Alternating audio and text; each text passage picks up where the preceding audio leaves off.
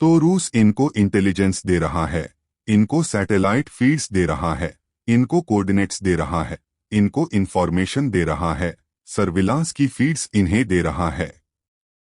सब कुछ रूस जो है वो ईरानियों को दे रहा है। इसलिए ईरानी इतने सटीक तरीके से मार पा रहे हैं। अब जो चीजें स्टैटिक हैं वो तो आप पहले से ना सब कुछ हिसाब अपना रखते हैं। कोई भी आपका स्थैतिक लक्ष्य है, जैसे उदाहरण के लिए तेल पाइपलाइन है, यह एक स्थैतिक लक्ष्य है। तो वो तो आपको पता है, उसके लिए आपको रूसी खुफिया जानकारी नहीं चाहिए। हाँ, कोई और चीज है, जैसी कोई रणनीतिक इमारत है, अगर आपको उसके अंदर मिसाइल मारनी है तो आपको फिर नहीं चाहिए। लेकिन समस्या क्या होती है कि जब चल लक्ष्य हो। हाँ, बैलिस्टिक मिसाइलों के मामले में बैलिस्टिक मिसाइल पुनः प्रवेश करती है, यह लगभग अंतरिक्ष के किनारे तक जाती है, फिर वहां से पुनः प्रवेश करती है। उसके समन्वय के लिए और उसको नियंत्रित करने के लिए आपको उपग्रहों की आवश्यकता है। ये कार्य कौन रहा है? ईरान के लिए यह कौन कर रहा है? एक ये बात है। अच्छा, दूसरी चीज है, दोस्तों की लड़ाई के लिए पैसे चाहिए। सच कहूं तो आपको मोटे पैसे चाहिए। जब युद्ध होता है तो पैसा पानी की तरह, गंगा जी की तरह बहता है। पैसा कोई हिसाब किताब नहीं रहता फिर पैसे का। पैसा अरब डॉलर रोज इस तारीख से बढ़ता है। तो ये पैसा कहां से आ रहा है?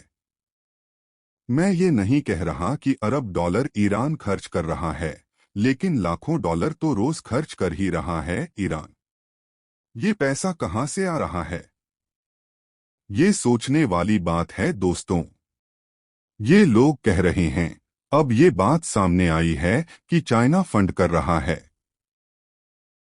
और चाइना लगातार फंड कर रहा है। चाइना क्यों फंड करेगा? एक ये फिलॉसफी है जो सामने आई है कि सब चाइना को ना बुरा, बड़ी परेशानी का सामना करना पड़ रहा है। मैं आपको बताता हूं कि लोग सोचते कैसे हैं, प्लानिंग कैसे करते हैं। बहुत दिलचस्प वीडियो होगा ये, आप देखेंगे अंत तक। लोगों का ये मानना है कि यार क्योंकि 90% ईरान अपना तेल चीन को देता था, इसलिए अगर आप ये देखेंगे कि ईरान से तेल जाना बंद हो जाएगा तो चीन को बहुत नुकसान होगा। क्योंकि इसके पहले क्या हुआ था कि वेनेजुएला से तेल जाता था और चीन बहुत सारा तेल लेता था वेनेजुएला से, तो चीन को फिर नुकसान हो, ऐसा लोग मानते हैं।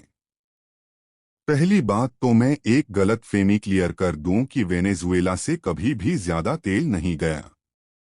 हाँ, सबसे बड़ी दुनिया का भंडार तेल का वेनेजुएला के पास है, इसमें कोई संदेह नहीं है। वेनेजुएला के पास दुनिया का सबसे बड़ा सिद्ध कच्चे तेल का भंडार है, इसमें कोई शक नहीं। वेनेजुएला के पास उस स्तर का तेल निकालने की क्षमता नहीं है जिस स्तर पर उसे निकालकर बेचना चाहिए। वो वेनेजुएला में क्षमता ही नहीं है, उसको बनने में कुछ साल, 2-3 साल लगेंगे जब वो पूरी क्षमता से तेल बाहर फेंक देगा।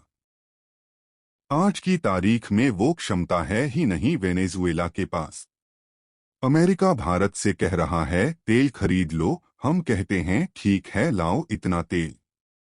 नहीं, वेनेजुएला कर ही नहीं सकता। वह ऐसा नहीं कर सकता, उसमें वह क्षमता नहीं है। ये तो एक बात हो गई।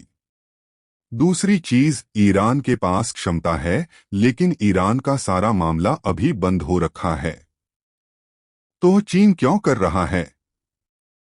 चाइना तो यही चाहेगा ऑन द फेस कि भाई सब कुछ ठीक ठाक हो जाए, जो सरकार गिरनी है ईरान में गिरे उसकी बाला से, और तेल वापस आना शुरू। ऐसा नहीं है दोस्तों। इस बार जो खेल खेला ईरान ने तहस-नहस कर दिया है दोस्तों मामला।